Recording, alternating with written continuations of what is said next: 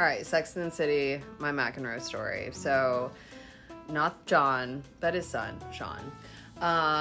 We went to college together. We were friends first and had like a very long build up and a funny saga where like I turned him down first and then he turned me down for like a whole year, and that it was a Libra Aquarius relationship. But at the core of a Libra Aquarius relationship is a very kindred intellectual relationship. And so it was one that was very intellectually stimulating, and I feel like we became friends and we had a fondness in a way that like we really cared about each other. And we really, I mean, even though we came from very, very, very different backgrounds, I feel like we connected where we understood each other. So we were friends. We were hanging out a lot my senior year.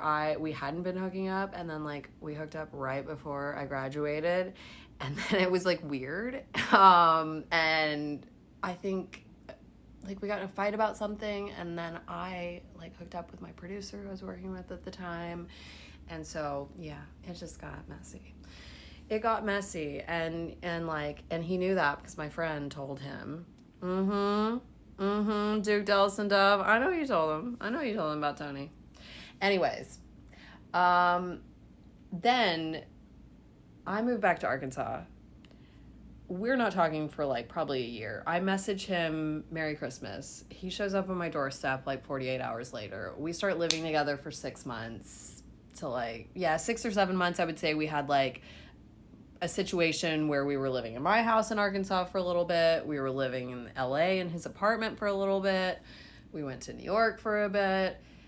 I had just worked on a governor's campaign, so I had the flexibility where like I could be a little transient for a bit. But I will say, I think that may have set me up a little bit for moving to New York, because I think like my trip with him, I like really fell in love with New York City, and I was like, I knew I didn't want to go back to LA.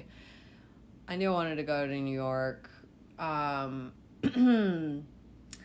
yeah, we had a band together called Midnight the Cat.